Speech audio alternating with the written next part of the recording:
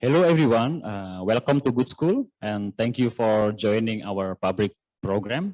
And hello to the participant in Zoom from Hong Kong, Jakarta and the other part of the world.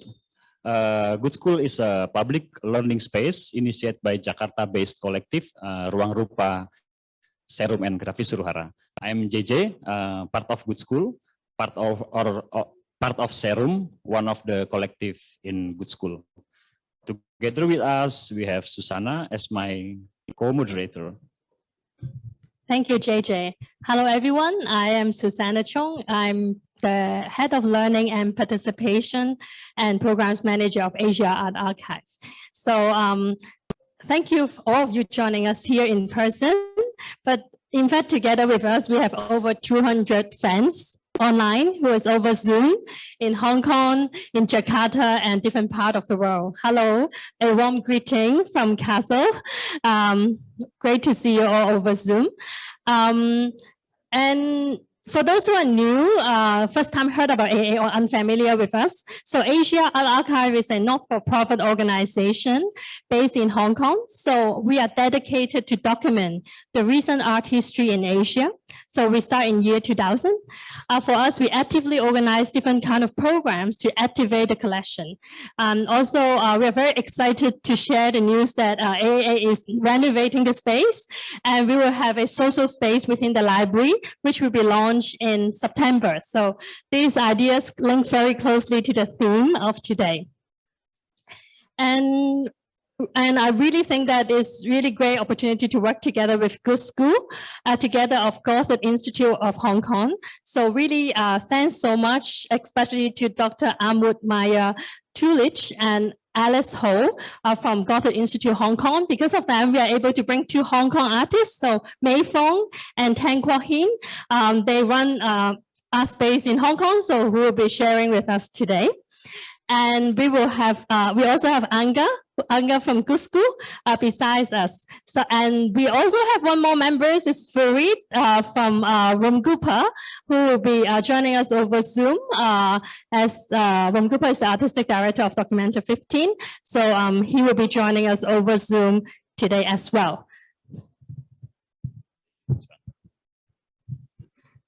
So AAA and Gudskul are ongoing friends. We extend the collaboration in the collective school project, which will be an inaugural exhibition in Hong Kong AAA library in September. So AAA and Gudskul are participating in Documenta 15, and our projects are situated in this building, which is Fredericianum, one of the oldest museum in the world. And during Documenta 15, it is transformed into a school. We call it Fritz School. All participating artists and collectives here share the mission of education and knowledge sharing. And AAA and Gudskul are part of it. Yeah. And it is a great pleasure to present this talk together with Gudskul and Goethe-Institut Hong Kong. This event brings together Hong Kong-based artists Fung and Tang with Gudskul and ruangrupa. So today we will discuss the artist-led model of resource sharing. We will focus on sharing the idea of sharing space in Hong Kong and Indonesia. Now, may I invite Dr. Ahmad Maya Tulich, the the director of Goethe-Institut Hong Kong, to send us her warm greeting from Hong Kong over Zoom.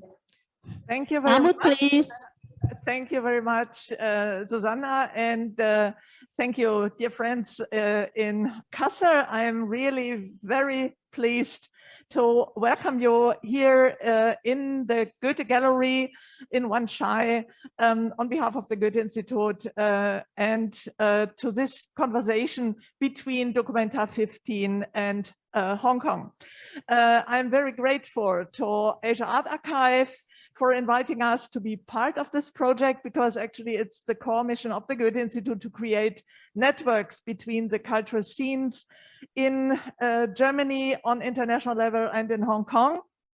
And it is also very important to us to connect independent artist collectives through collaborative projects and through sharing.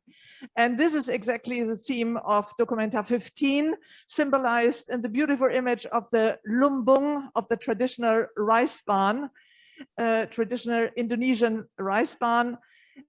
Just as the rice harvest is shared in an Indonesian village, here in Kassel, art collectives from all over the world are invited to come together and to share their practices, their research, their insights, and grow together through this exchange. In the history of the Documenta, there have been several attempts to reach far and to include the so-called Global South collectively and conceptually. The previous Documenta edition, for example, took place simultaneously in Kassel and in Athens, Greece, and in Kabul, Afghanistan. But never has there been such a radical shift like in this edition, from the spectacular big art show to a collective global learning space, becoming part of the Gudskul environment, ecosystem. I think we are all very curious to hear how this looks like and feels like in reality in Kassel. And with this, I hand over to Farid, who will introduce the connection of this talk with the Documenta 15. And later on, of course, we are looking forward to hear more about the artist collectives who are now present as guests in Kassel. Over to Farid, please. Hello, everyone. I hope you can hear me. I'll just do shortly. Thank you very much for being here. It's really nice. And then in relation to Documenta, this kind of things, starting by our artists and then their ecosystem, sharing space like Fredericianum right now, shows a lot of the directions we are taking with Lumbung. And then we're not we are extending invitations to others, etc., etc. In this case, AAA with Goethe-Institut Hong Kong, inviting more artists to be part of the conversation. So I'm looking forward to talking about space and Lumbung and sharing as a resource. Thank you very, very much. I think I'll start with that first. Thank you, Farid. Now, let me share a bit of the overall arrangement for today. So we will have the individual presentation by the 4 speakers, and then we will have a moderated discussion. Followed by that, we will have a Q&A session around last 30 minutes. For the Q&A session, for those who are on Zoom, please feel free to put your questions on Zoom. So my colleague Oskar will summarize and bring up some of the questions here on site. So our speakers will address to that. And for those who are on site, feel free to ask your question during the Q&A session. And I also want to mention that in Hong Kong, Goethe-Institut side, in fact, we have an artist, Wong Ka-Ying, who is the moderator in the Hong Kong side, who also will give the response during the Q&A session. So thank you, KY. Before we start, I would like to thank all the people who have supported us behind the scene, who include Enda, Amy, and Hafiz from Gudskul. And we want to thank Rebecca, Oskar, Paco, and Carol from AAA, Alice and Ken from Goethe-Institut Hong Kong, and Noor, Eugene, Julian, and Mati from Documenta 15. Okay, I think, thank you so much for all these people supporting us. Now I think we are more than hybrid model. What is this called? Triplet model? Having the talk in 3 sides and more. And then, okay, let's start. So our first speaker today is Mei Fung, who's sitting beside me, who is the founder of Art and Cultural Outreach, who runs the Foo Tak Building, who founded Foo Tak Buildings, which is a vertical artist village in Hong Kong. So I hand over the time to Mei. Hi, guten Tag. Is it? Can I have the first slide, Rebecca? Rebecca in Hong Kong, because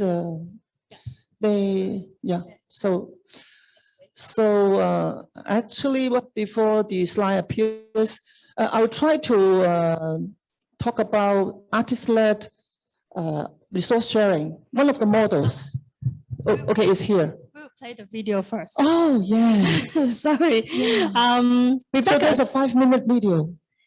Yeah, in order to, because we are talking about space, we feel that instead of looking at slides, maybe it's more interesting to watch a video. So we will prepare 5 minutes video, then we will talk.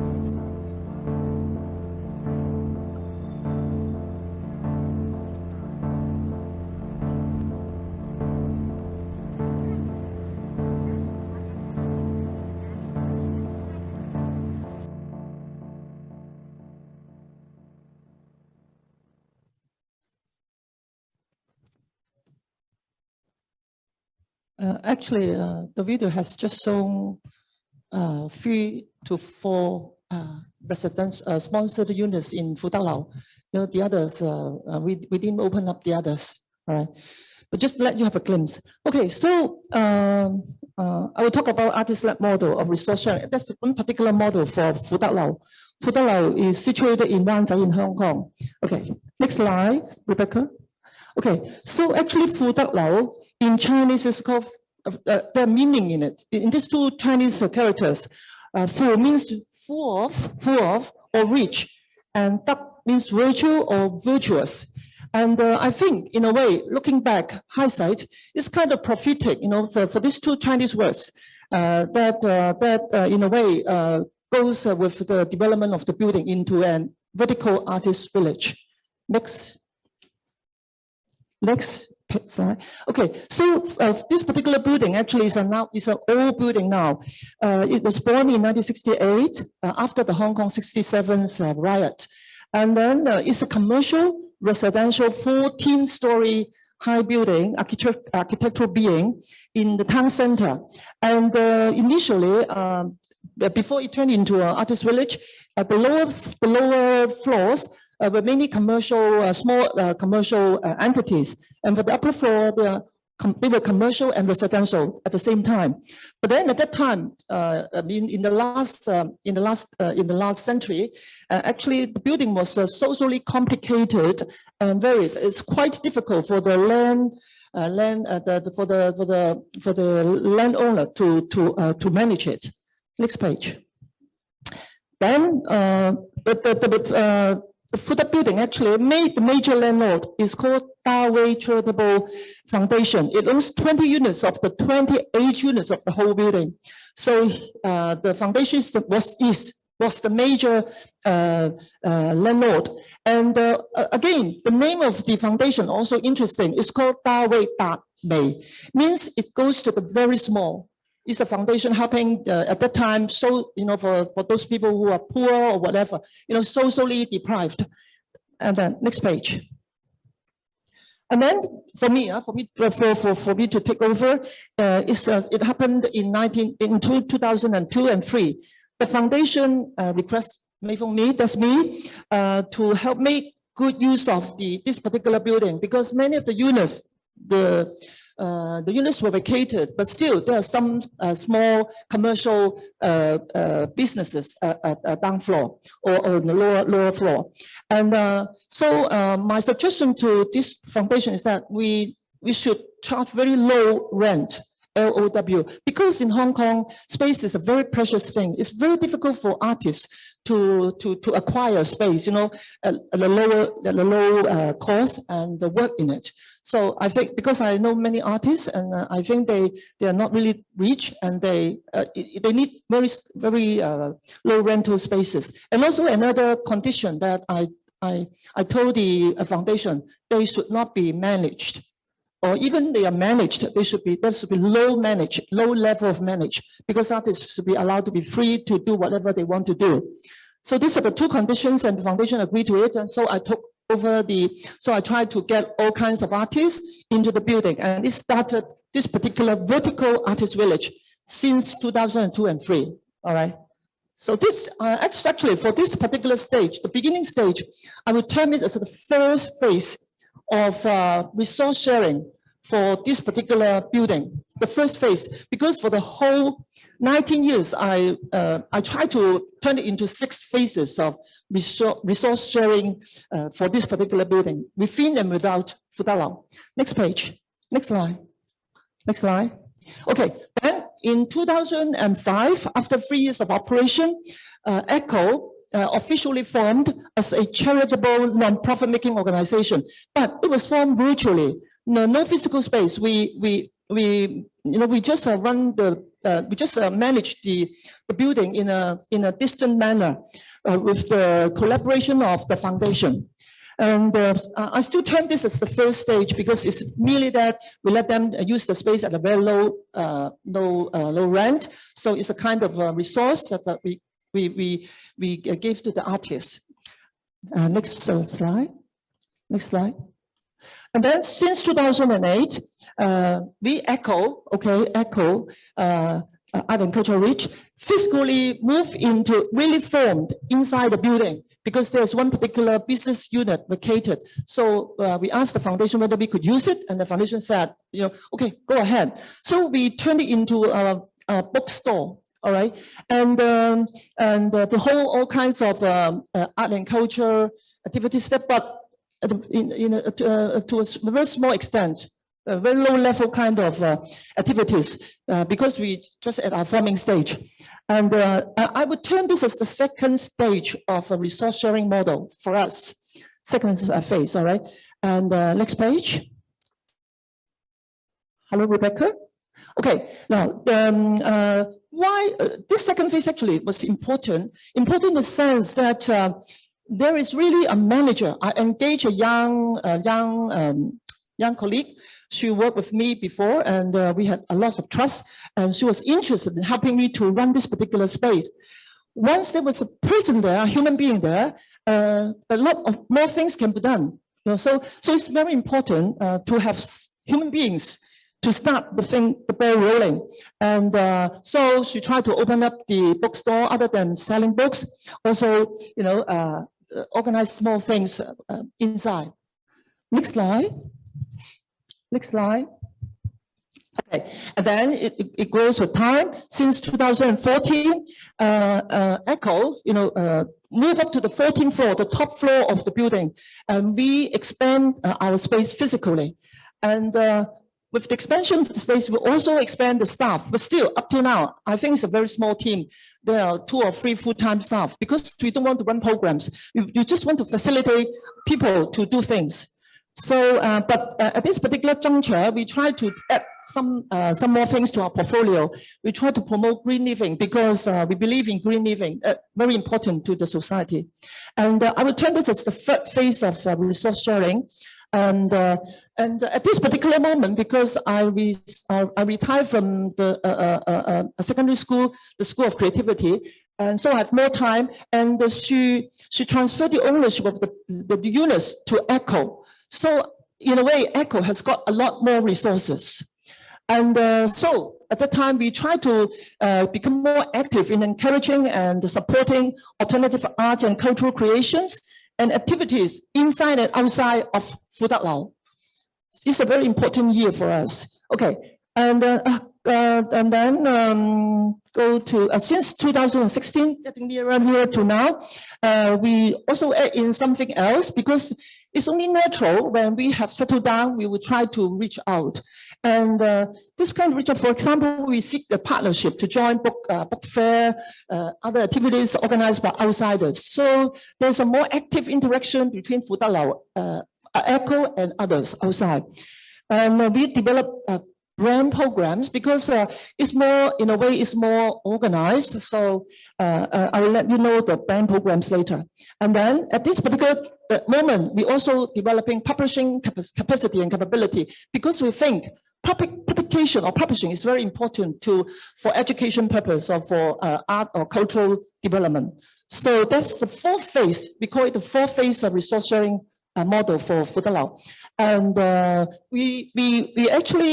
we start to sponsor people either financially, small sums only, because we got more income from the whole building, even the rent is low. And also downstairs, the shop, we haven't, it's a commercial shop downstairs, the ground floor, and that gives us a lot more income. So it's not belonging to the village. It's a separate thing for us to earn more money to sustain the whole thing.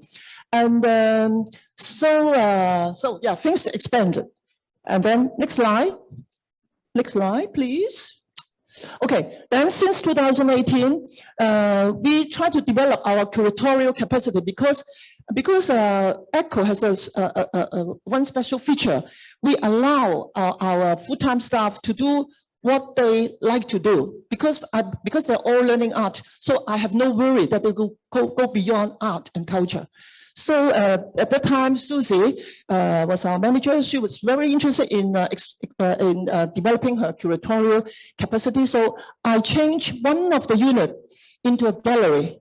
And this gallery, other than we curate programs, we also let the others, the outsiders, to use it. Whether you're an artist or you are not an artist, whether you are developed or not developed, doesn't matter, you know. Because in Hong Kong, it's very difficult for artists or artist entities to find space to hold exhibitions.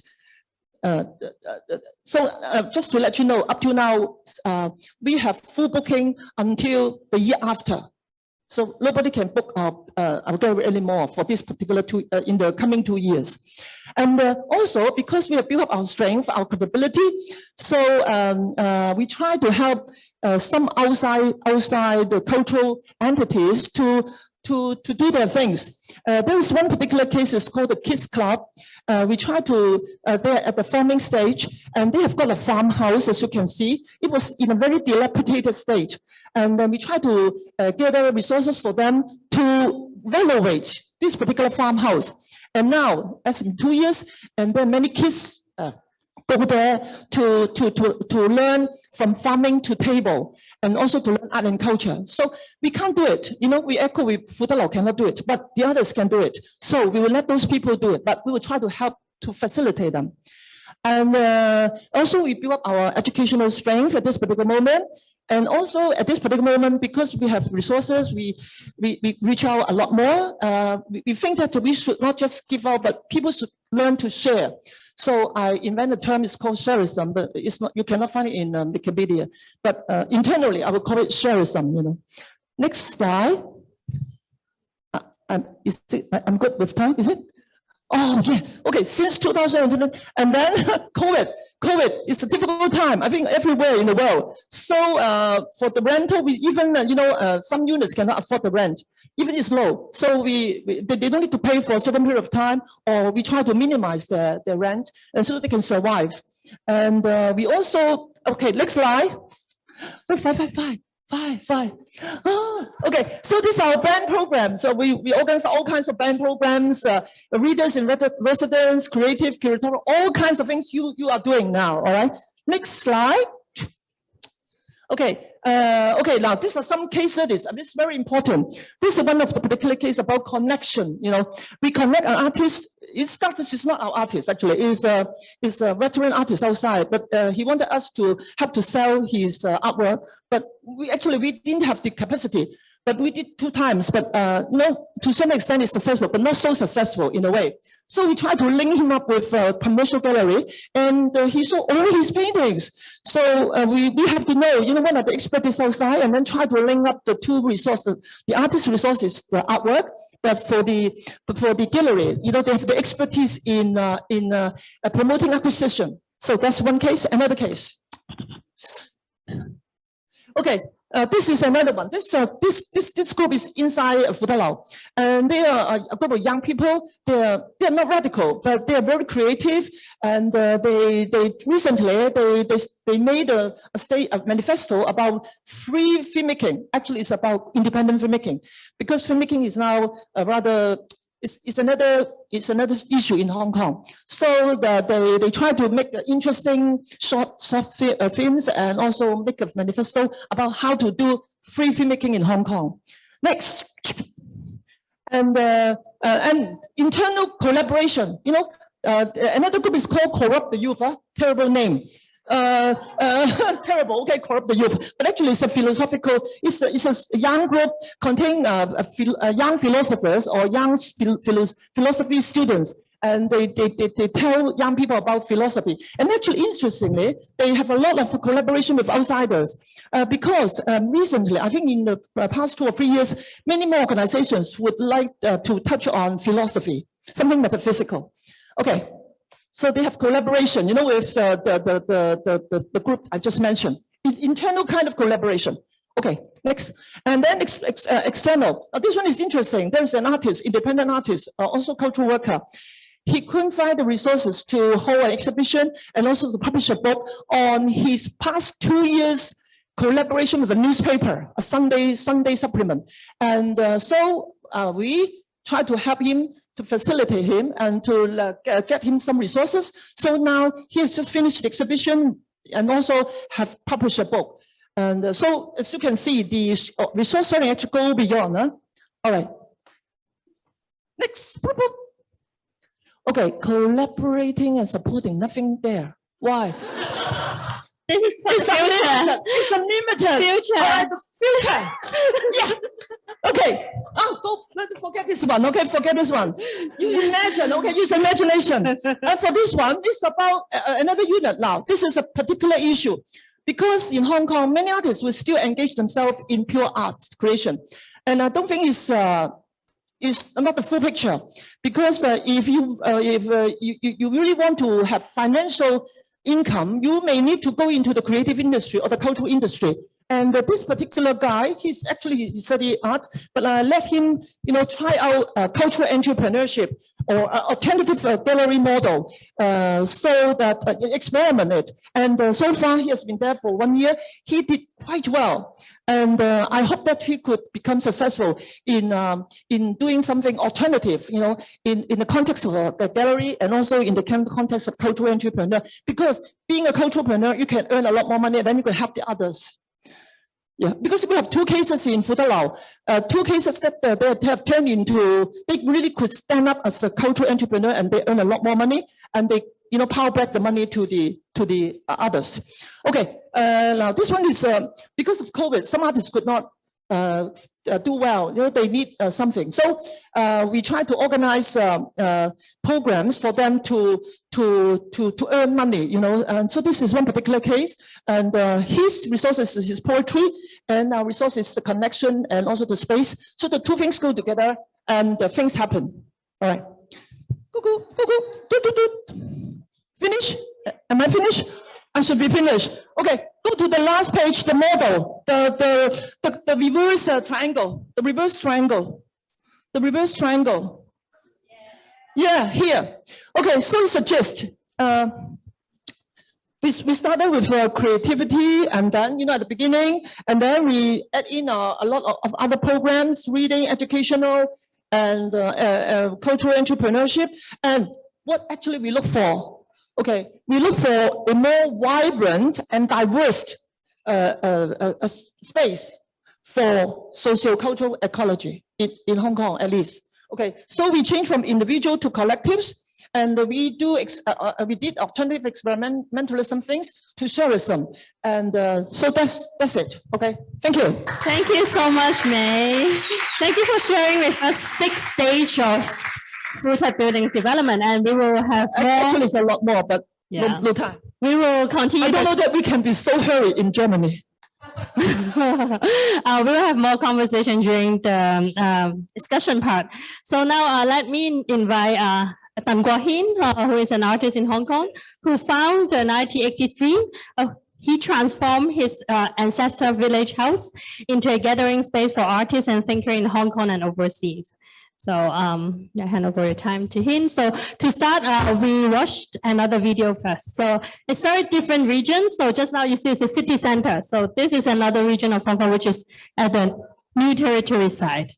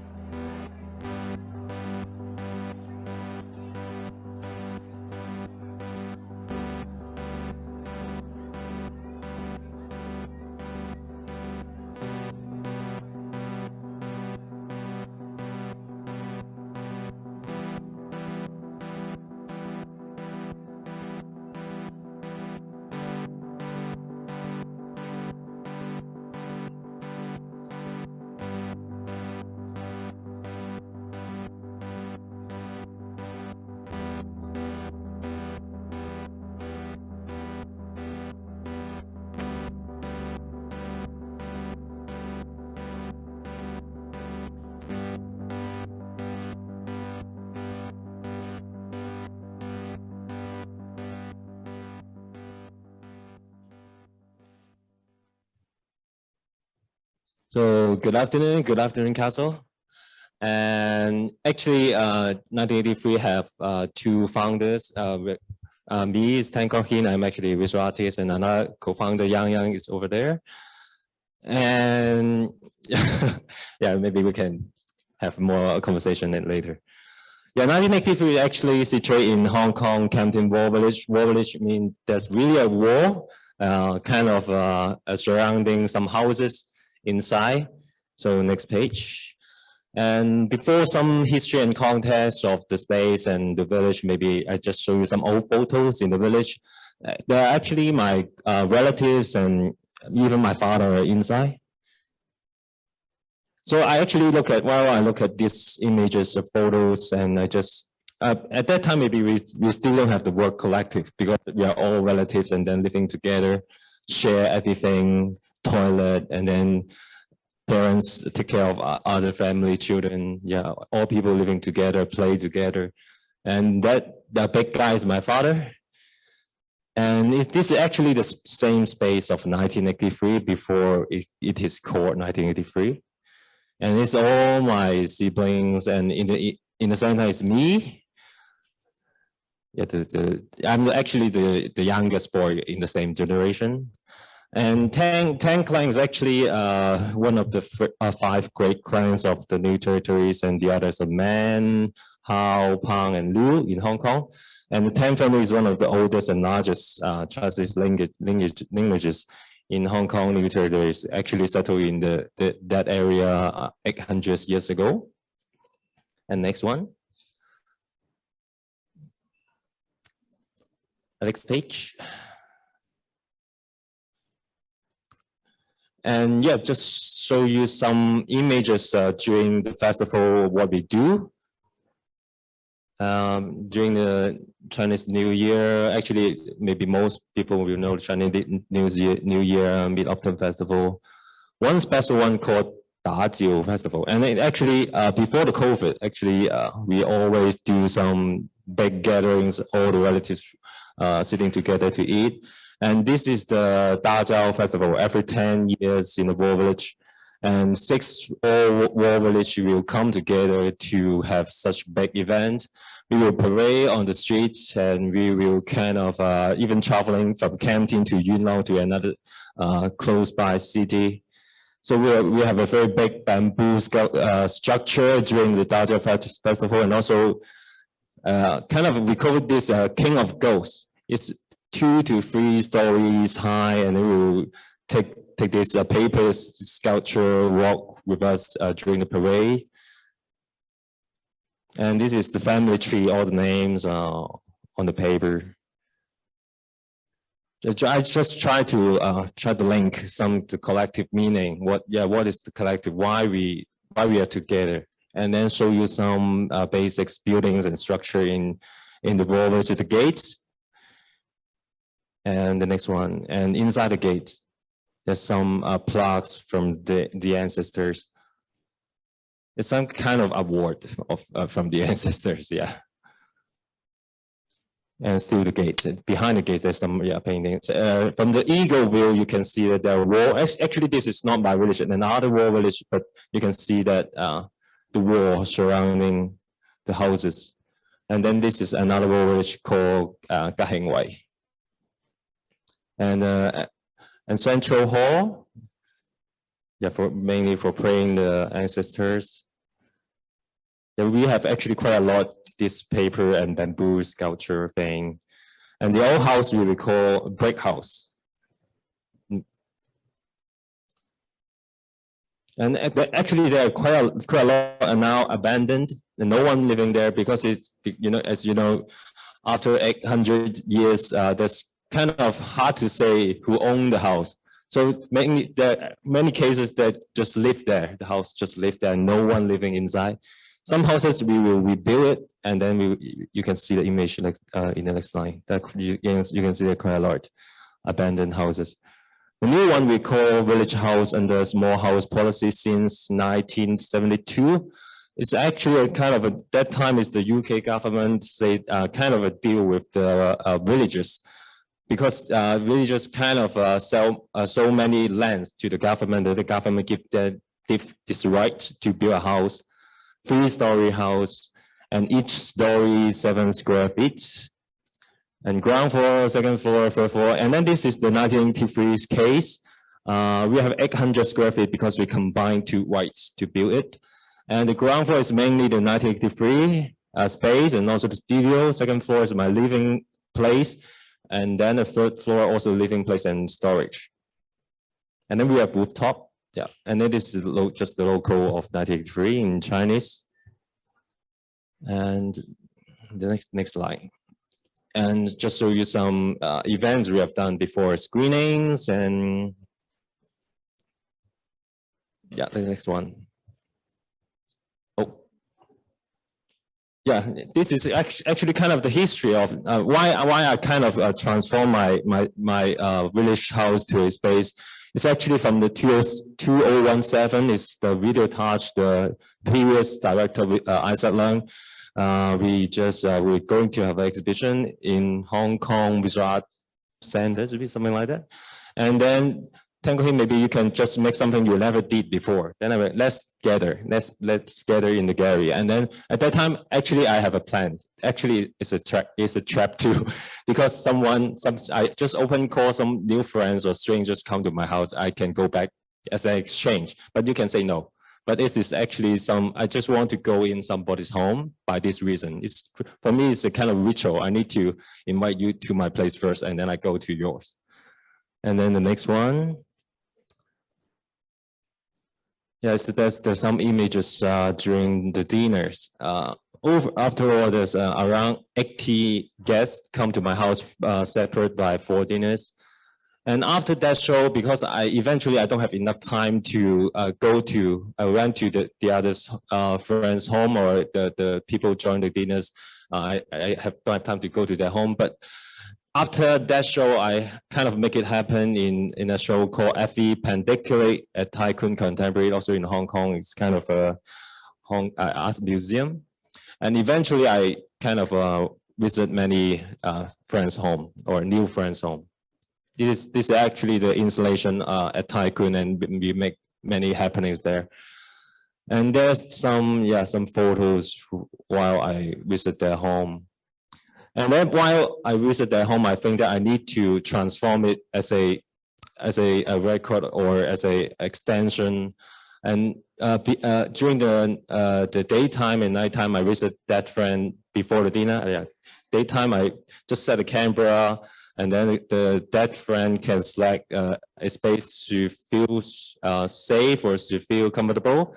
And then I just set the camera in front of her to take a 30 minutes short of video, and then I just hide somewhere, and then so Sue may kind of regard that camera as me or somebody's, and then the only question I ask her is, what are you going to do today? Because 30 minutes is quite long, and during that time, Sue may be remain silent, or suddenly she will say something that kind of in her mind at that time, because it's kind of cannot be asked. Some question cannot be asked, then she can reveal at that time. And then at night time, I do it as well. And her family will also join together to listen what she's saying. And there's some friend's house I visit. Next one. As a young, actually we become very close during that project, and then we kind of co-found 1983. And then even we go to some hotel if the house is not quite available for visiting. And some happenings on the stage during the show. Some musical performance by a cellist. The next one. Okay, 2 minutes. Okay, next one. And then in 1983. Because after the show, because there's some people just gather, I just don't want to let every project kind of project based. I just wanted to keep a kind of sustainable connection. So I just transformed, redecorate my ground floor of the space, and it become a kind of gathering, private and semi-private, semi-public space. And then I call it 1983. It's actually just my birth year. Then the next one, different event, photo book, gathering, happenings, some physical and virtual conversation during some shows. Some musical performance. We share food. Maybe we jump to the slide that with many works. The next one. Actually, while we kind of cooperate, and then we do kind of different transformation of our project outside the space. Next one. It's more like the performative installation of happenings outside the space. We do something like that. Next one.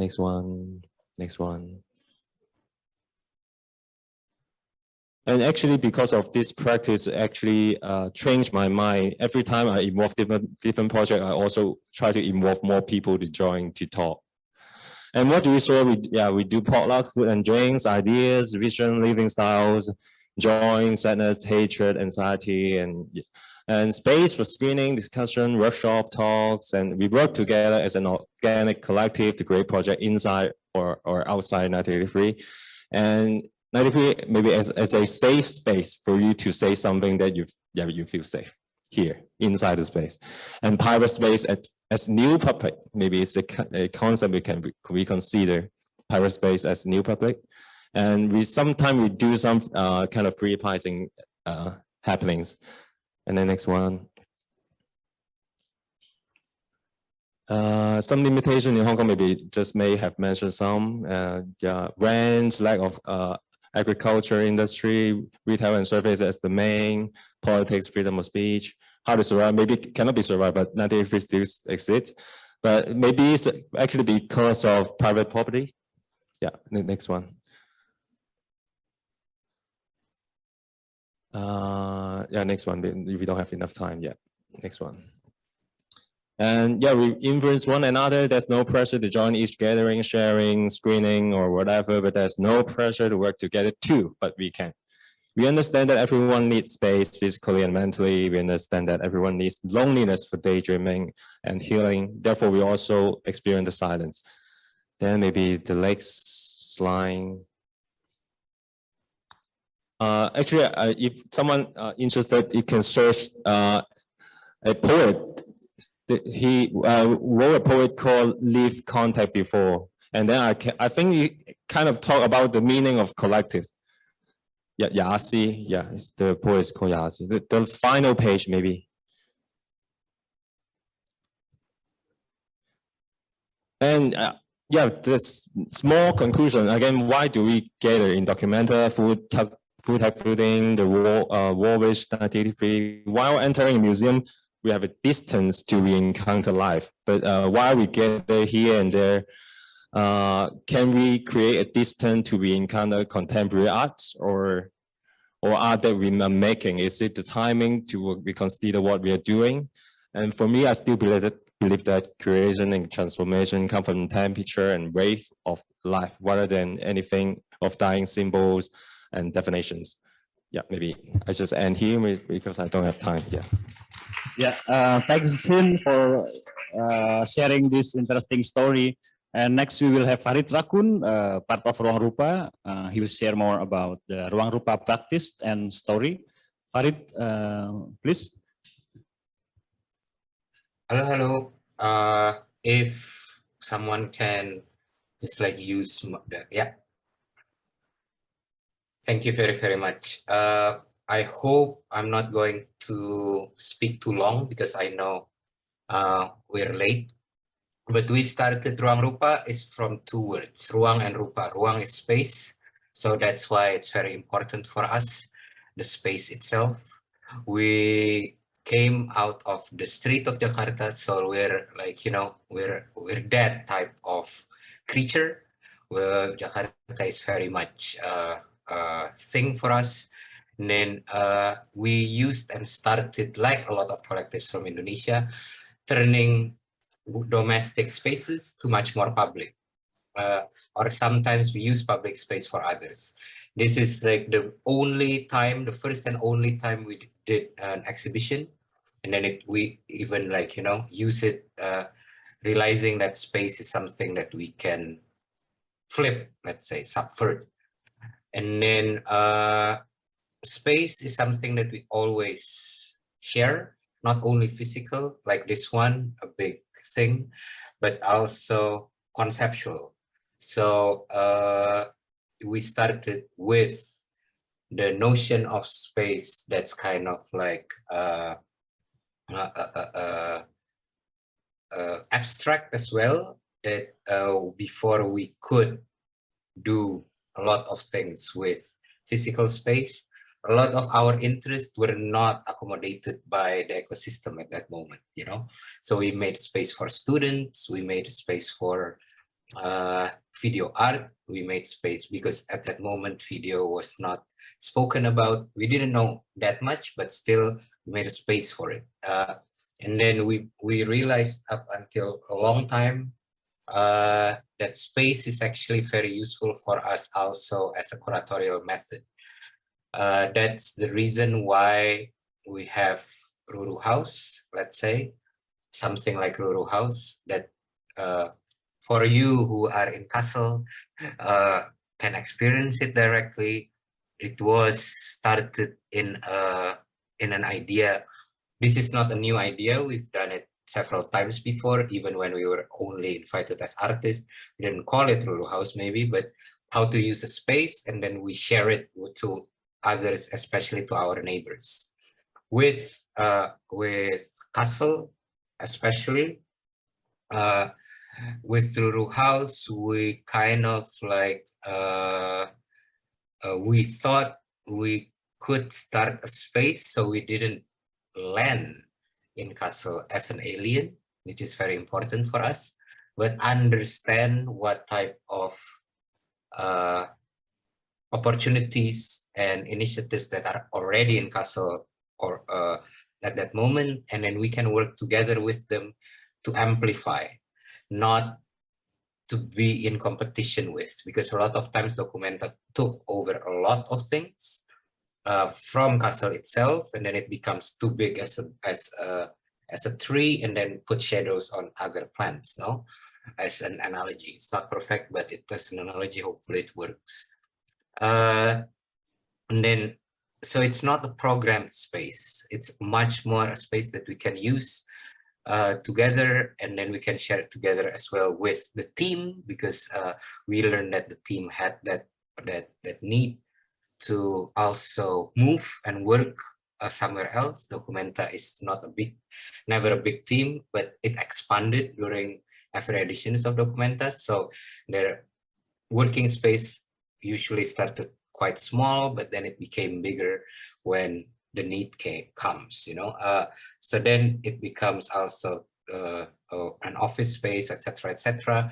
We never thought it's going to be that big. It's not going to be that centered. It doesn't need to be that colorful and visible, but because of what we're lucky that we can do it that way, so it's fine. And then especially afterwards, like right now, it can be used for other things. The welcome center, also some exhibitions, especially for Kassel ecosystem. Our friends in Kassel can take it and make something out of it and all those kind of stuff. So we can share it with Kassel, let's say.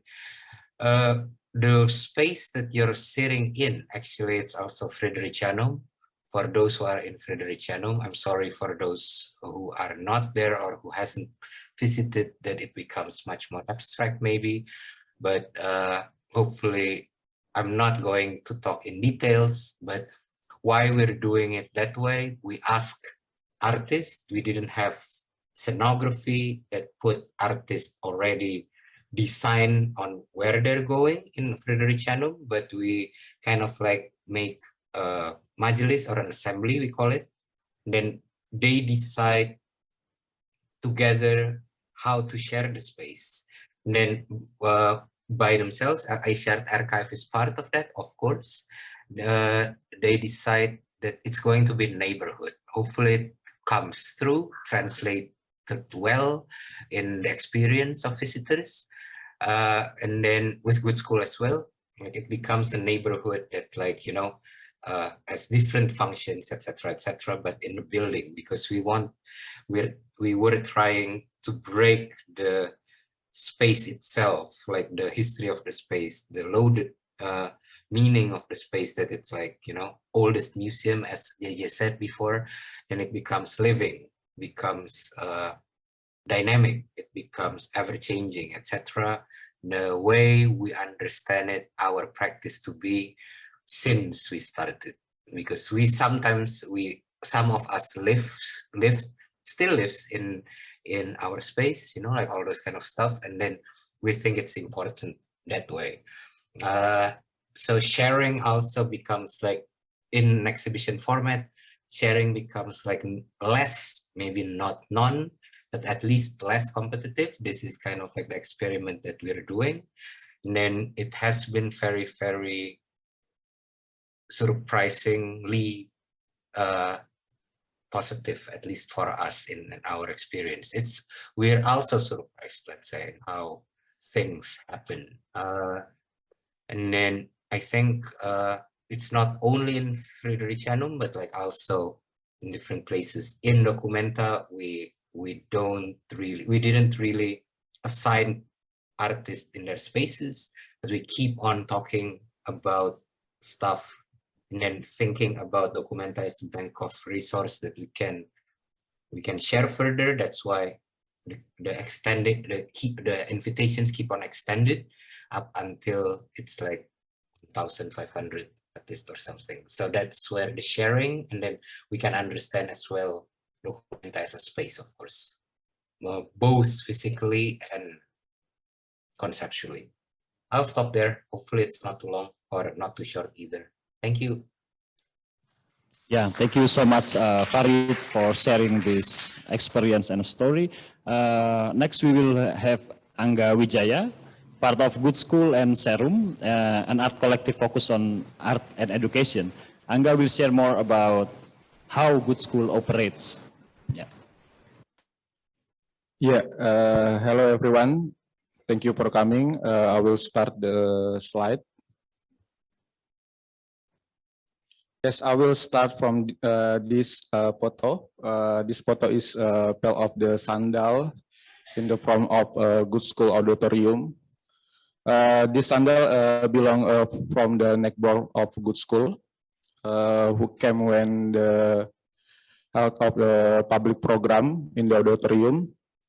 And this photo is a show how to public respond to the space in the Gudskul. And because taking off sandal before entering the room is a common habit in Indonesia. So after this slide, I will continue with this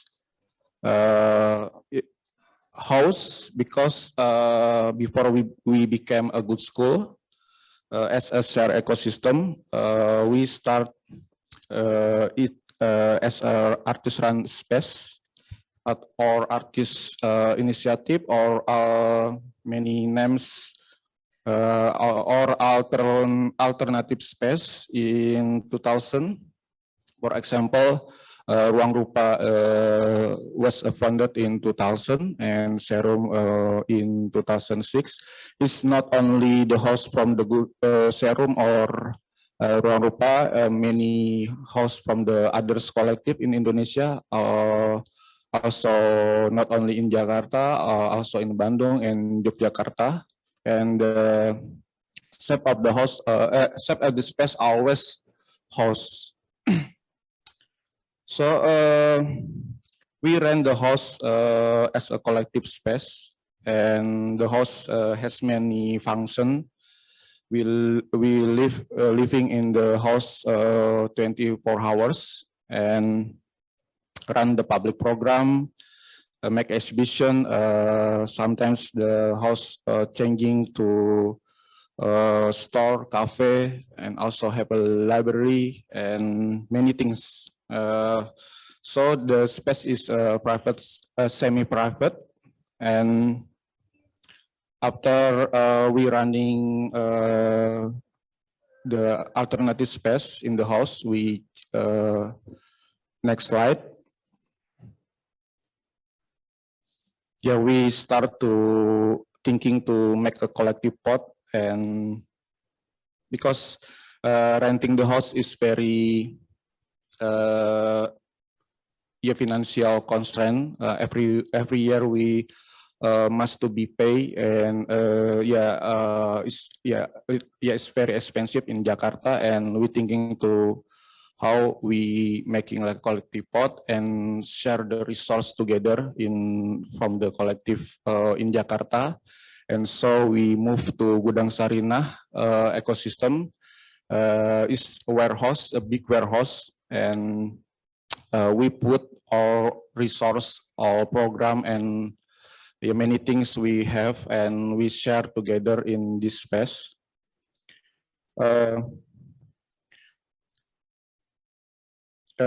Yes, managing a warehouse with the large scale is also requires large costs. So we thinking again to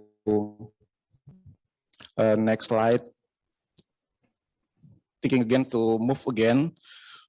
In 2018, we moved to substantial space, substantial scale and space to the manage together, and became a good school. We bought a piece of mini soccer before, and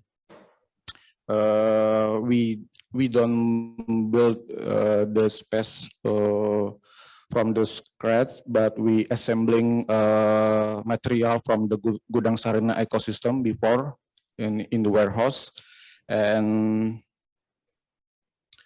we install the container like this, and respond the space as needed, and always changing after now. And next slide. Yeah, this picture of the situation in the good school, this good school space, and after finish the building in the good school, we also thinking to make artist campaign, and so we ran the neighborhood land, and we building the artist campaign to artist, designer, publisher to can run in there, and so we make a big ecosystem and still connecting to working together. And next slide. Yeah, this class in the good school, we thinking about our sustainability going forward. how we are experienced and knowledge, we can share and sustain. So we make a school, but it's not strict classroom, still multifunction and temporary. If you can see the next slide. Yeah, sometimes we making class in there, but sometimes always changing, like the photo in the right and the top. This we changing the class as a factory because the pandemic situation. We don't have yeah, in the Jakarta situation, the facial is very limited for the medicine, and we make a solidarity to make a facial and give to the medical center. And so we changing the classroom as a factory. Also this picture, you can see this January 24, 2020, have like many people come to auditorium because we have a music performance from Senyawa. It's very full of people in the Gudskul, not only the auditorium, also in the outside Gudskul. And in the March 2020 is changing because pandemic situation. So the auditorium will be as a factory to we make a facility for the medical center. Yeah, for me, for us, the Gudskul is very temporary space and yeah, very fluid and organically. Next slide.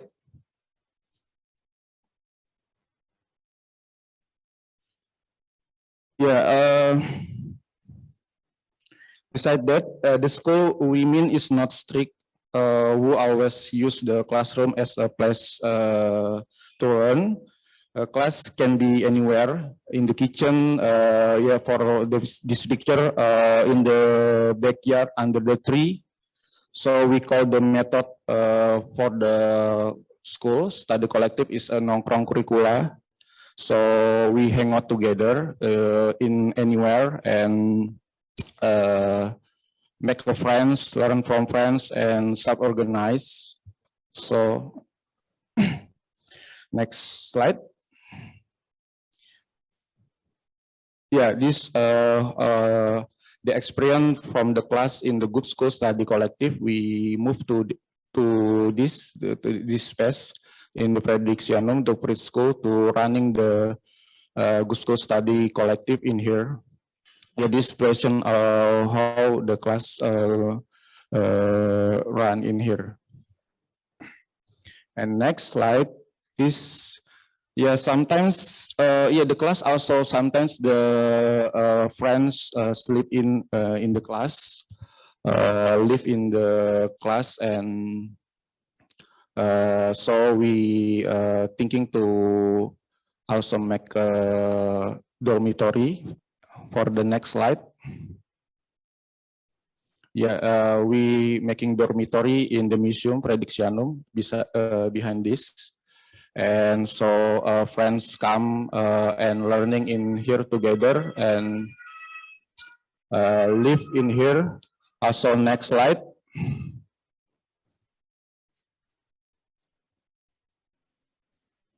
Yeah, we always make a food together, cooking together, and if have a opening exhibition or a birthday party or anything, we always cooking together and eat together like this picture. So yeah, we thinking to also make a kitchen in here in the Prediksianum, the preschool beside the museum. So next slide. We can see the picture. Yeah, this we are kitchen in here. Yeah, many people come and can cooking together, and also we and many friends every day cooking together and eat together. And yeah, this situation in the good school in here. And of course, we make a party in the night, make a karaoke time, and yeah, it's like how we make a friends together and singing together, and yeah, and it happy together. Yeah, this sign, the right sign you can see is it is in the good school. The mean is drunken ones are not allowed to sleep in the class, and this sign is in the dormitory. You drunk outside, you jackpot on your bed, but that's not your collective problem. It's like the sign is like semi-regulation. We make it for the infrastructure for the collective work, and yeah, because so many people, you know how to manage they are to live together. And the next slide. Yeah, in the next slide, I want to closing this presentation. Yeah, for we love together with this meme. Thank you very much. Thank you so much, Anga. May please come back. So thank you for our four speakers. I think now we have a kind of a conversation session. JJ and I will both ask the first question, and then we will open it up to our friends on Zoom and in Hong Kong and here in Kassel. The first question, in fact, I would like to ask more about how this kind of shared space model help you to think more about the collective practice and learning. So to be more specific, like May, you have mentioned about in Foo Tak Building, there are more collective experience now. You have internal collaboration and external collaboration, but it seems that I understand that in terms of education side, the learning side, you also address that. I mean, can you say a bit more about the alternative education side? Actually, this particular aspiration came from my running the School of Creativity. I retired from it, and then based on my reflection, I think other than the formal education, the informal education is just as important, if not more, particularly not just for the students, for the young people, but for the people, for the public at large. So at that particular moment, I think it's around 2016, 17 or 15, I couldn't remember exactly the time. But then I tried to let some, not just young groups, but say like a 流動共學啊, okay, 許寶's organization. I try to let very well-educated people to come into Foo Tak Lau to form their own cluster, their own group, and then they can continue their way of doing educational programs to the public at large. For example, they even teach people how to make beer. Because, you know, making things by yourself actually is the starting point to get more independent or more, you know, you can develop your own capability. So that's one case. And also there is another one like the Rooftop Institute. And it's a young group containing two artists. But then when they came in, they specified clearly that they want to do more art education things. So so that's why, you know, they were in and they were there for a few years. So there are also other groups. When they come in, they definitely would try to do some educational programs for their own particular discipline, like publication, and they would conduct workshops or whatever kind of things to teach people how to appreciate literature, all these things. So from 2015 or 16, education has become, particularly informal kind of education, but it has become kind of a prerequisite to go into Foo Tak Lau. Yeah.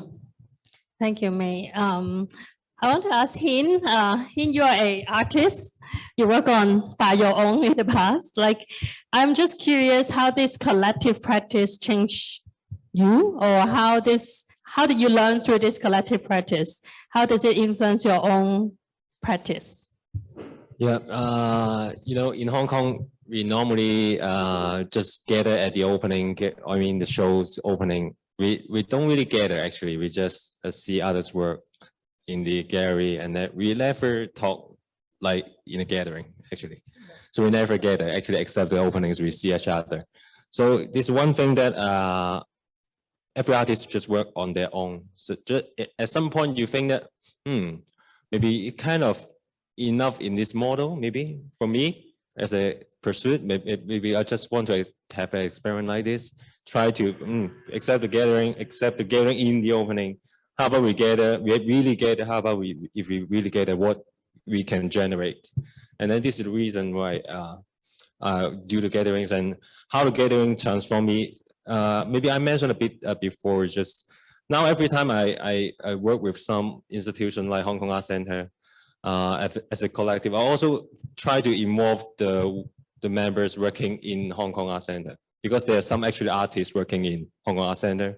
There's some very creative mind inside Hong Kong Art Center. So I just want to kind of deconstruct somehow the institution itself. Maybe actually we can play together if we just really believe one another. So this what by a collective teach me is maybe we can be more open-minded in different way of making art or stay together. Yeah, that's my experience. Thank you. Anka, collective practice, like I'm just curious about you're bringing Gudskul space here in Documenter. So how does the learning change? Like you guys do think about collective practice here in Documenter. How does this experience of thinking together with a wider group of collectives and even your collective studies is, because for Gudskul is very interesting. Gudskul is a collective of collectives. So it's not only one collective, but a collective of collectives. So how is this learning different and expand? Because I know that you are also one of the collective members of Serum. Serum is one collective members of the Gudskul. So, but by working together with other collectives, so what are the challenge and what are the things you learn that which you may otherwise not be able to learn within your own collective? Yeah, actually, we are working with the others collective as a participant for the Gudskul Study Collective. It's not like we make like gives knowledge to them but we sharing like this forum the experience from the third batch, because we open call for the collective and the focus for the Indonesian collective, the many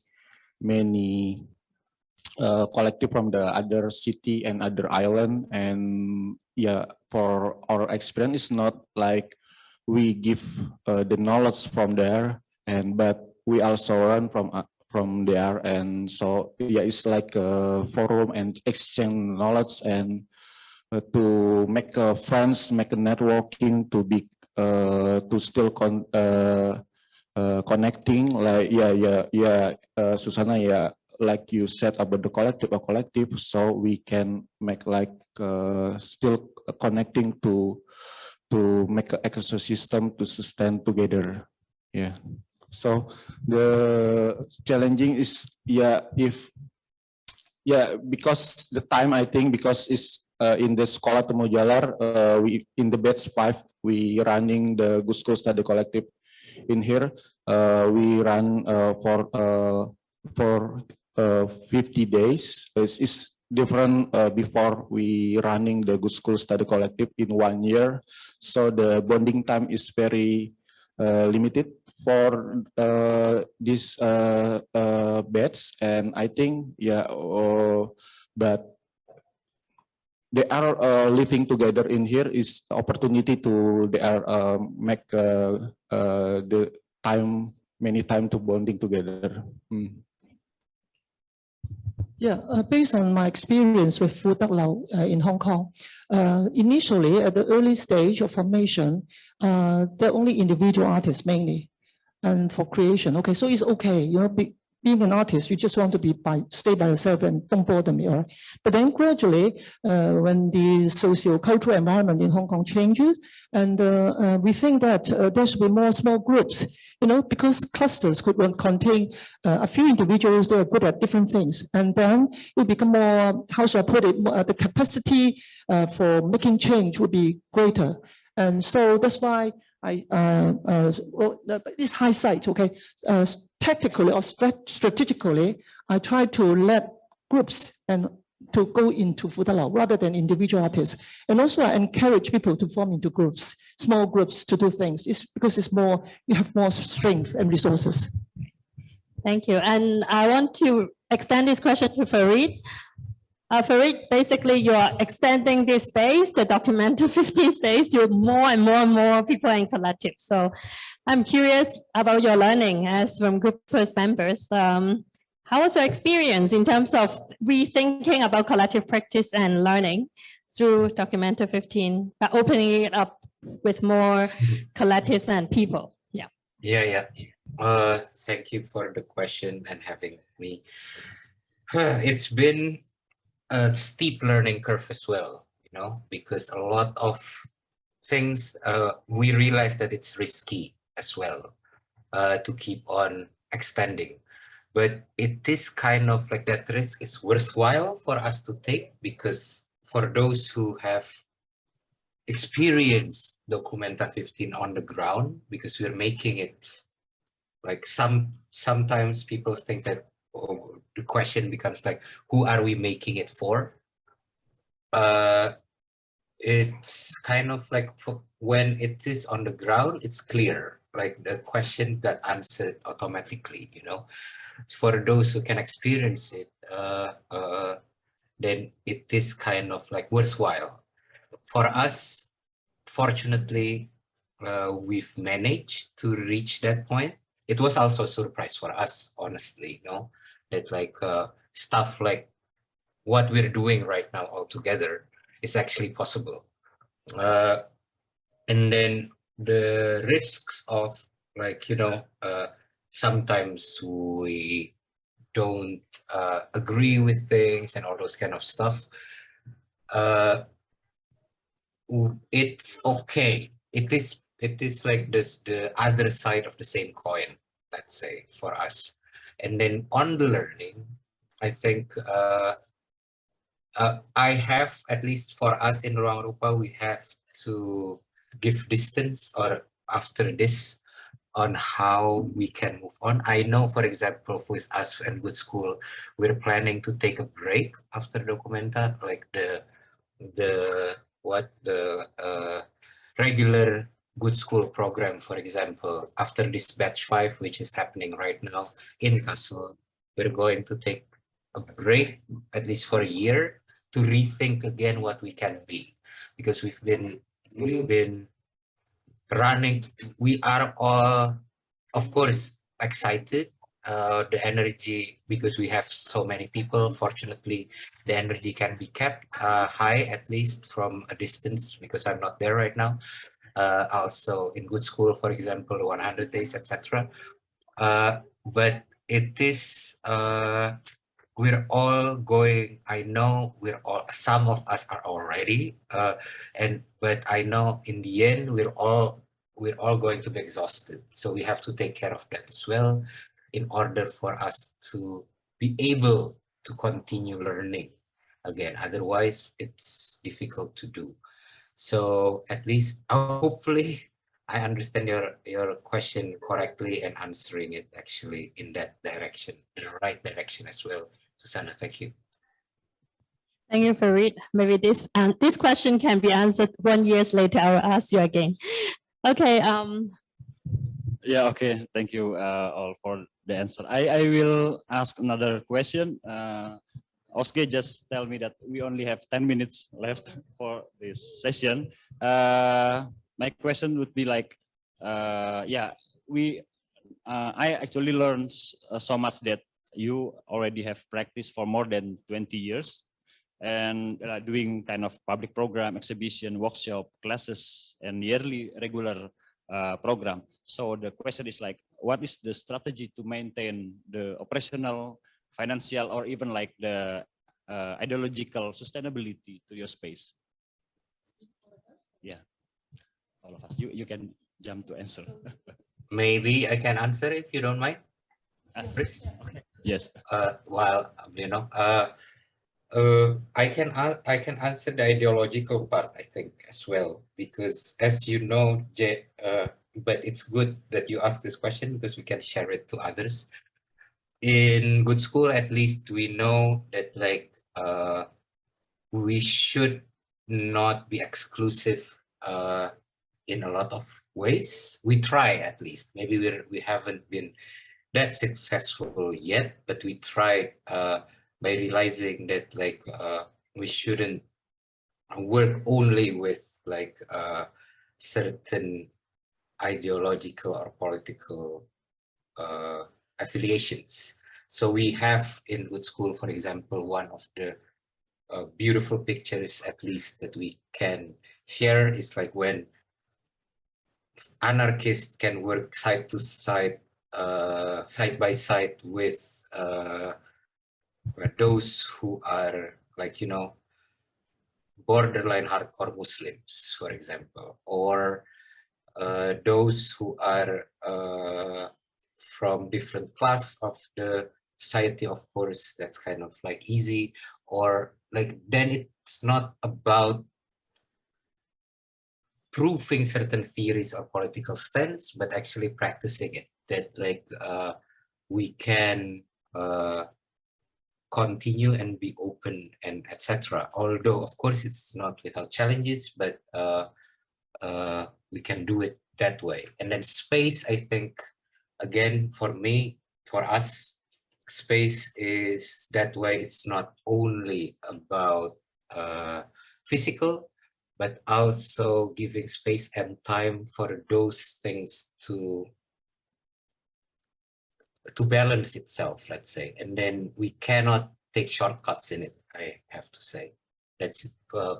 Hopefully it's not taking too much space for the others to answer.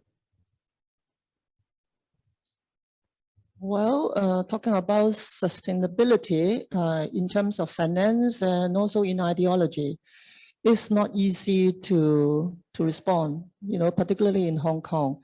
Actually, you know that I know that there are many artists entities have difficulty financially. But then for my particular space, Foo Tak Building, I think in a way it's fortunate that the foundation believe in us and let us have the required financial resource to do things without relying on any particular body, funders, like other foundations, the government, whatnot. So at the moment, it is fine. So that's why, and also, I try not to build up too big a team myself. I don't want it to be program oriented. And I hope that I can use the resources, the financial resources, or the space, or the physical, or whatever kind of service as referee talk about, that we hope that others, either inside Foo Tak Building or outside Foo Tak Building, you know, to get the resources. So I tend to be very sensitive about what's going on in the society, in the community. When I notice from the Facebook or whatever, someone has got some difficulties, then I will chip in and ask whether they would need any particular resource to do things like a holding exhibition, need a space, or need some small amount of money. So it's become quite informal kind of ways to share our resources.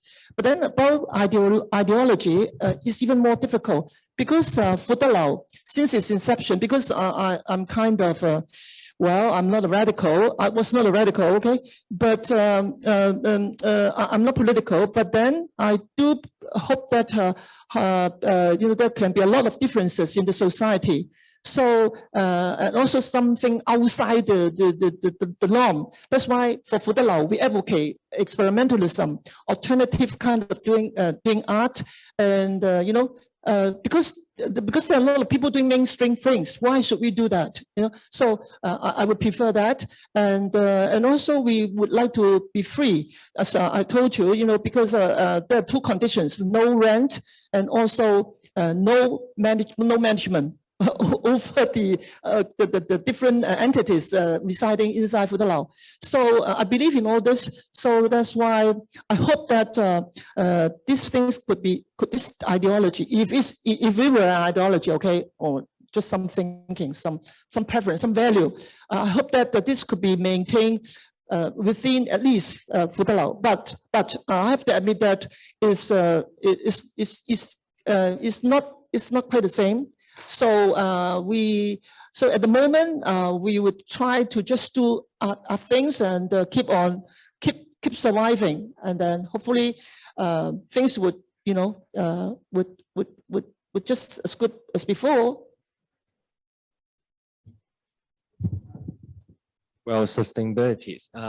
Actually, 93 is actually quite small, and it's one of the reasons why it can survive. And then 93 actually is not kind of open every day. It opens while there are some needs outside. There's some people want to make some events, or some people want to share something. We open it, so it's not open every day. If it is not open, it turn to my own living space. Yeah, it's our own living studio. So I think it's also a kind of because collective or kind of gathering is actually very exhausted. Yeah, while you are meeting so many people, but you can learn many things through the conversation. So there's some room for myself to breathe a bit, except the gatherings or conversations. And I don't know, because maybe 93, the space with the spirit still want to keep some experimental spirits in Hong Kong, especially because it's really hard to be experimental now compared to before. It's always hard, but I think it's even harder. So what we do always want to tackle with what society like. Yeah, something like that. Yeah, I think already answered from Farid, because Farid many mentioned about the Gudskul, and yeah, totally agree about the physical. The space is not physically, because my slideshow is not always how and what about the Gudskul space. Also with the common habit, with the disease, with the situation and sandals and many things about beyond the space. Thank you. I think we now would like to open up the question to floor. We have this program until 3 p.m. and 3 p.m. in here in Castle and 9 p.m. in Hong Kong. So first of all, I would like to invite KY Wong from Hong Kong, and who is now in Goethe-Institut Hong Kong with other audience. She is an artist who is also curating a show in Goethe-Institut Hong Kong to respond to our talk, and also maybe to ask a question to our speakers. Hi everyone in Castle in Hong Kong, and thank you for coming tonight. Well, thank you very much for sharing for the first hour, and I'm quite familiar with all the models here, and it's quite interesting to find a difference between the two models in Hong Kong with the two models in Jakarta. For example, ruangrupa and also the Gudskul. The main difference I found is that ruangrupa and Gudskul, it's a form of individuals gathering together to group to establish a collective or a group or association. But instead, Hong Kong, Foo Tak Lau, and 1983 all start with a major donor or sponsor. Is it because of the Hong Kong situation? It's different from Southeast Asia. And also the second question is, do you think it's a good model, or it's the most effective way to run a collective, artist collective in Hong Kong, it's by a unitary governing form instead of a self-governing by artist form. Are there any possibilities that people without such a major or big resource in Hong Kong can form something like this, or something influential as Foo Tak or One Night A3 in the future? And what is the experience of ruangrupa and also Gudskul to start from zero in Jakarta? Thank you.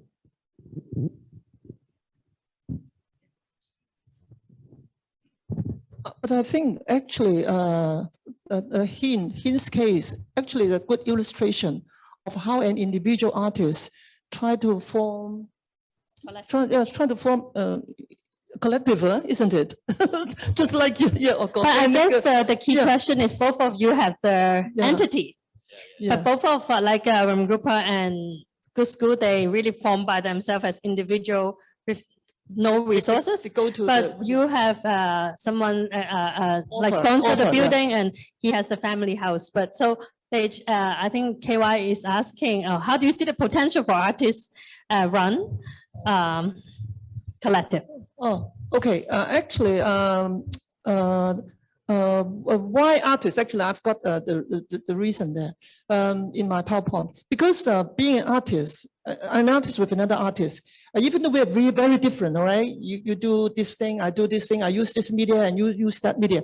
But I think there are common interests, common understanding, and also maybe some common belief as to what us could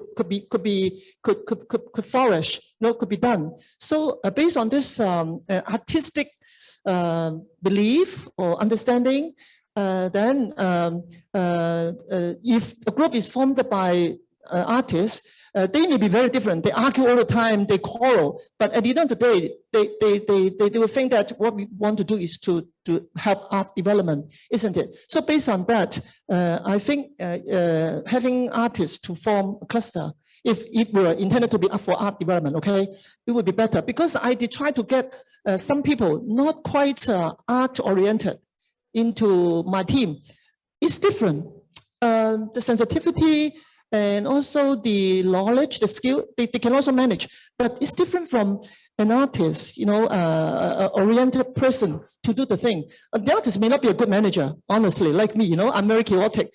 But, but I have a lot of sympathy or empathy towards the other artists. So at the end of the day, I still believe that if a collective, it could be led mainly by artists, it would be good. Of course, sometimes external expertise like accounting, all those things, money things, or really about management things, the policy, maybe some people can be an advisor and then help us out with the systems. But I think it's very dangerous for collectives to have a lot of systems. Yeah.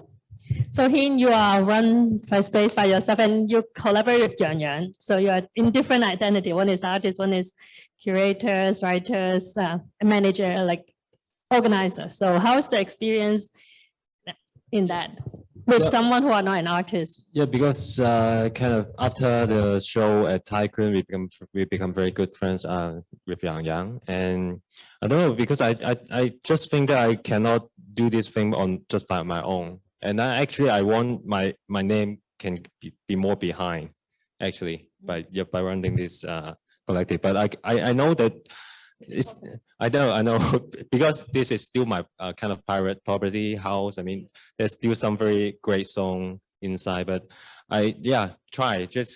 still dealing with the struggling point. But I think this is need to have this approach.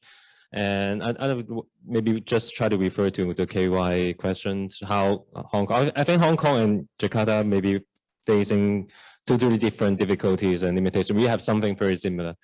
In Hong Kong, I think, I don't know, if someone really want to kind of make a new collective, I think they should try to refer to their own practice and then to let their own practice to become a starting point or become the way to form the collective, because collective is something that I think you should let that become part of your life. Otherwise, it's very hard to convince yourself to keep doing it. and then to have the energy occasionally. Yeah, I think you need to let it become your belief and power your life. This is, I think, the main spirit of collective, while people getting together share the same view or point of view for it.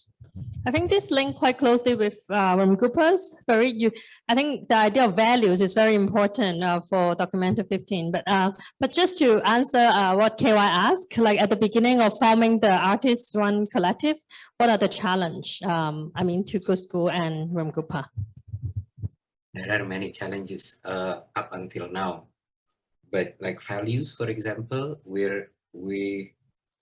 were forced during this, because we knew each other for a long time, that we took a lot of things for granted. But when we started to expand, working with others, let's say, and with other contexts as well, with Documenta 15, for example, we were forced to be much more specific of what we are doing. So values, as you said, I think it was a result of that process of request or like need for us to be much more specific. And then the way we make, I think like we have to be honest. It's not only about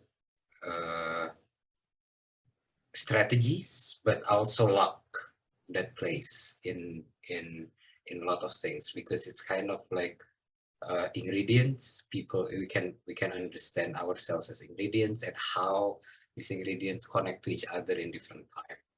And then we knew each other for a long time up until now. We're lucky, as I said, that we last this long. But because of that, we took a lot of things for granted because we know each other well, So it's different than doing something like forced to be doing something with others that we just knew before, for example. Then it's very, very different. But to give that time, I think, to know each other doesn't have to be always productive, but actually be generous to each other, trying to know each other, understand what make each other tick and all those kind of stuff. It's a very important part of the process, which for Documenta 15 at least, we ruangrupa realized as well, although we were blessed to be working for Documenta 15 in 3 years, some stuff we didn't have time to do so, especially with COVID as well, So, and different collectivities should be, that's why we are learning from different people and collectives. We're using this opportunity of Documenta 15 to learn from others, because we realize there's no magic pill and there's no recipe how to do collective works. Everyone has different type of answers to do it. Even Serum and us and ruangrupa are doing it differently because we have different ingredients to begin with, So like Serum is much more understanding and experience in education, which a lot of us in ruangrupa started by dropouts, So that Gudskul could only happen with Serum. Ruangrupa alone couldn't be able to make it, make Gudskul, for example, and Grafis Ruhara as well, of course. But that kind of, but when we started to understand each other's strengths, I think that's when things organically happen, and then we cannot force it to happen. A lot of times we cannot shortcut, unfortunately. At least if anyone knows how to do it, I would love to learn how to shortcut it. I haven't been able to find it. Thank you. Thank you. Okay, I think now let's open up. Maybe any question from Zoom? Okay, let's open up to the floor first. Any question from Castle? Okay.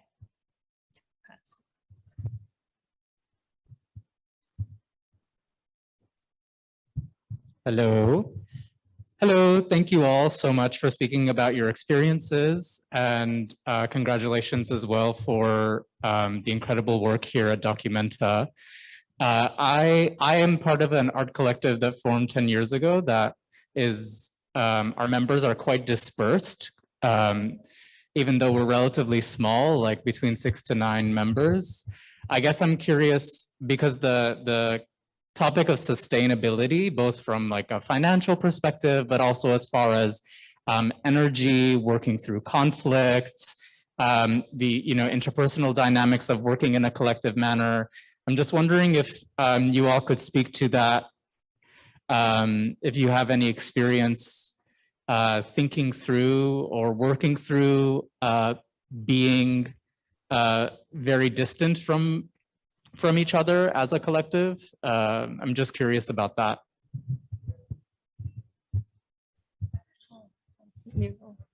To fill up the gap, all right.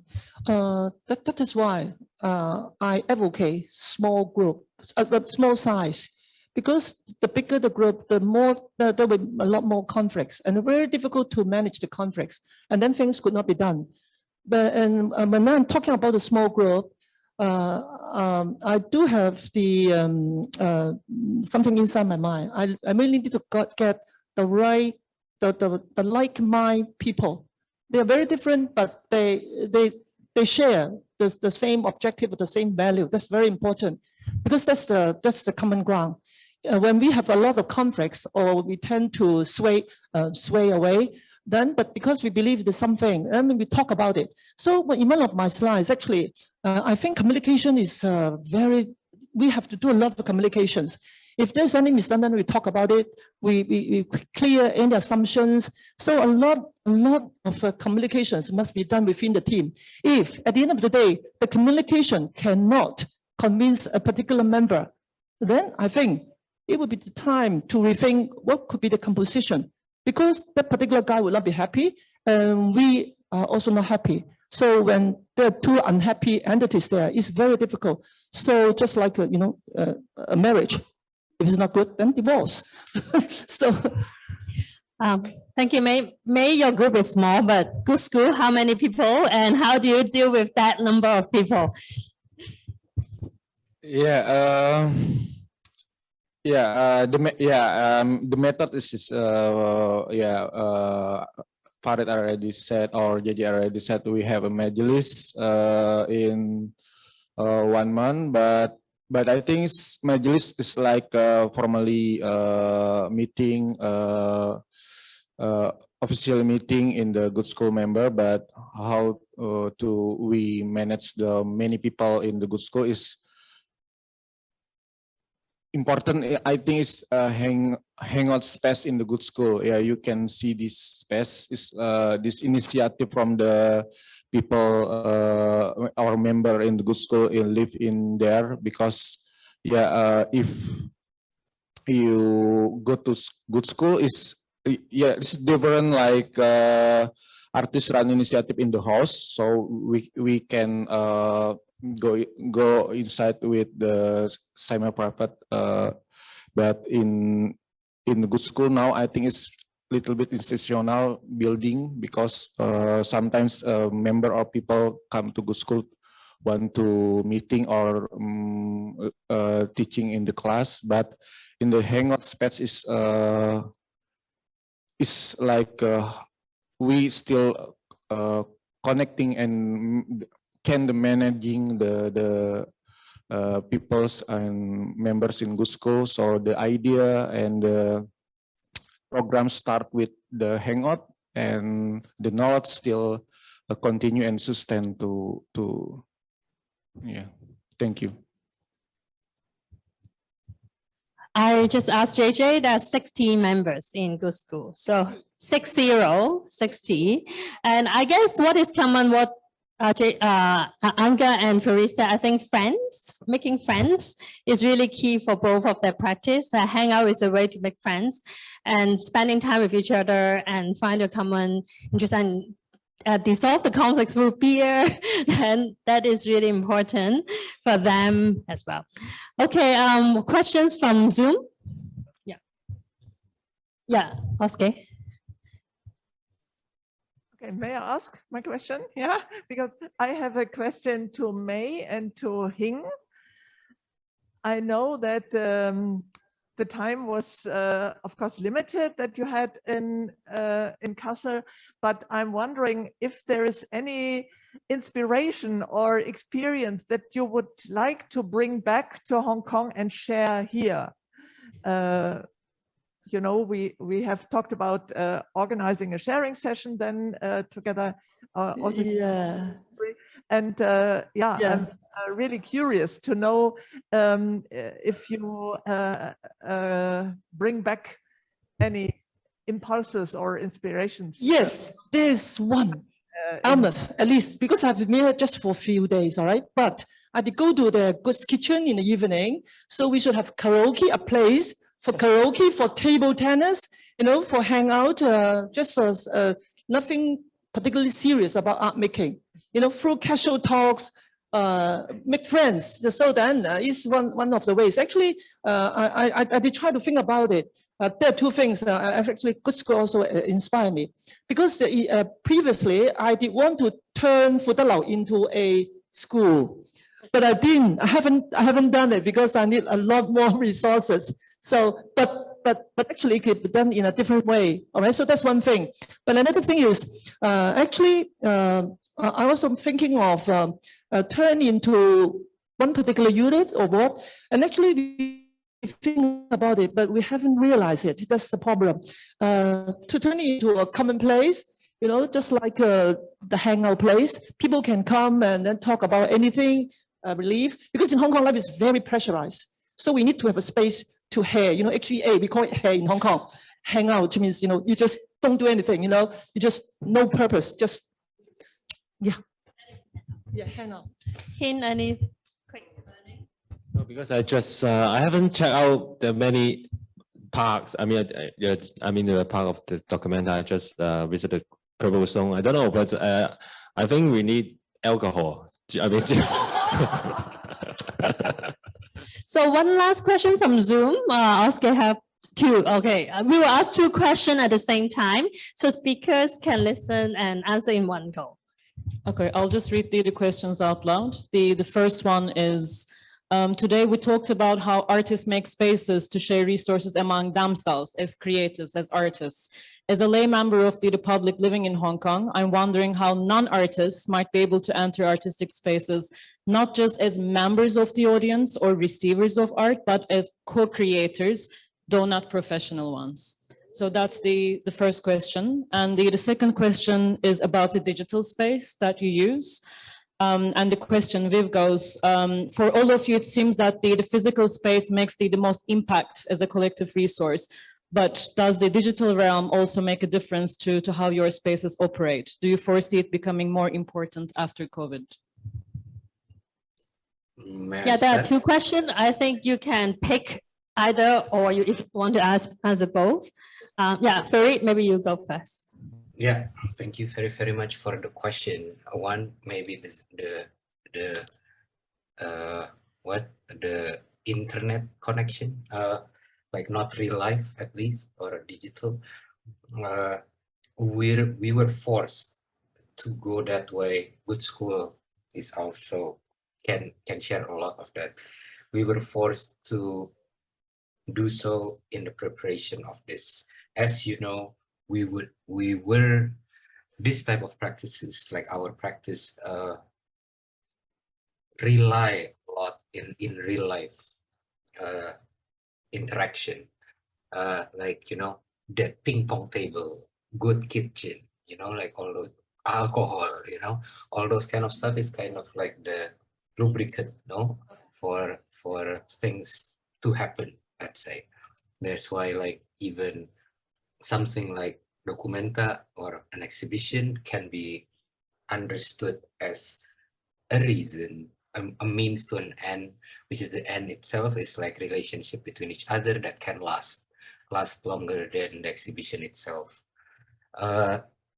In that sense, we had to go through a steep learning curve to do so, to make it everything about Zoom and all this kind of stuff.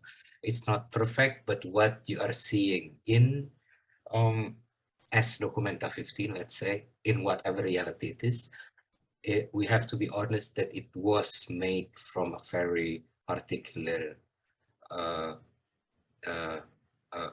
circumstances. COVID is one big part of it. And then that's why I think it has been very, very important for a lot of us who are doing this to celebrate together in Kassel again. Then maybe it relates to the first question of like how people can enter. For me, the answer is kind of simple a lot of times. Let's forget about what we're doing as art. That comes from everyone, not only the audience, but also the artist. And I think a lot of people we are working with in Documenta 15 has been doing it to a certain extent. It's not perfect in any way, but it opens certain, at least for us in ruangrupa, because it's unprecedented before, at least from our experience, that it's actually possible and that it's very, very hopeful that way. Thank you very much. Hopefully I don't take too much time with the others. Thank you. Well, perhaps I just quote you an example. I tried out and I think I failed in getting non-art people into Foo Tak, all right? Several years ago, we, as I told you, we promote green living, and we have a roof garden at the top. And we turn it into organic farm, and then we try to use the produce to make green food for the people. And then actually it attracted a lot of people who didn't come to Foo Tak. But then interestingly, they just came for the food, and they're not interested in the books. You know, in my bookstore. Because the whole thing it was held in the bookstore, and they were not interested in going to other places to see what the other people are doing. So they just came for the food because it's really quality food, you know, well designed and everything. So, but I think there's a thing that we should do, but we haven't really continued the efforts. That is, for these people coming for the green food, then what can we do to keep them there, and then to get them more interested in art and culture? And we just stopped short there. And before that, you know, they just came, the office ladies, office people. At first we were happy, but then later on, when they were not really engaged, we felt, you know, depressed. And I think I will need to go back and think about it. And but our space, we're open to non-artist people to hold exhibitions, and I did encourage people to hold become a first-time artist, just like Joseph Beuys said. Every human being is an artist, so you don't need to be an artist, you know, per se. So that's what we're trying to do, but not really very successful. Foo Tak is still, I think, very much artists or cultural people oriented, yeah, in a way. For my case, I don't know, because it seems 1983 we did sometime open call for strangers to join some screenings or events, but we mainly have gathering or screening within the art group people. But I think it is kind of sometimes during the project at Tycoon and Video Touch, actually we invite many strangers to come. There's sometimes you need to have much effort to talk something really, how to say, yeah, to their interest, or they don't really understand what they are doing sometimes. But it need times. I know it need times, and also maybe it's not only our job can do. I mean, the education, the vibe, the cultural vibe in Hong Kong. There's many things. There's one thing to add. Actually, now in Hong Kong, community art is very popular. You know, the artists all go into different districts to do all kinds of art and cultural things. And then it reaches a lot of the public. And so for us, we can only support, you know, all those artists' activities, and so that they can go out, do things with the public, yeah, indirectly. Yeah, it's good school is very open. Yeah, like a kitchen, and someone and stranger will become and hang out in the kitchen. Yeah, it's not only from the someone or artists from the art school. We working together because we believe the artistic practice also become the a local community or citizen. Yeah, like for example, in the batch 5, we also accept the collective Sudut Kalisat from the Jember. Is not have the from the art school, and yeah, but now they are running domestic stuff in the kitchen, and it's very important. I think it's not only making the art, but how we hosting and talking with another new friend and strangers. But yeah, sometimes I feel like we too much generosity, and yeah, how to manage the new friend in the future. Thank you, everyone, for these 2 hours very fruitful conversation. So I think we need to come to an end for this session. But first of all, thank you so much for all the speakers, and also thank you everyone who have been joining us here in Kassel, and more of you are joining us over Zoom in Hong Kong, in Jakarta, in YouTube, in Facebook, and Zoom all over the world. So thank you so much, and I hope this conversation can be continued. Thank you.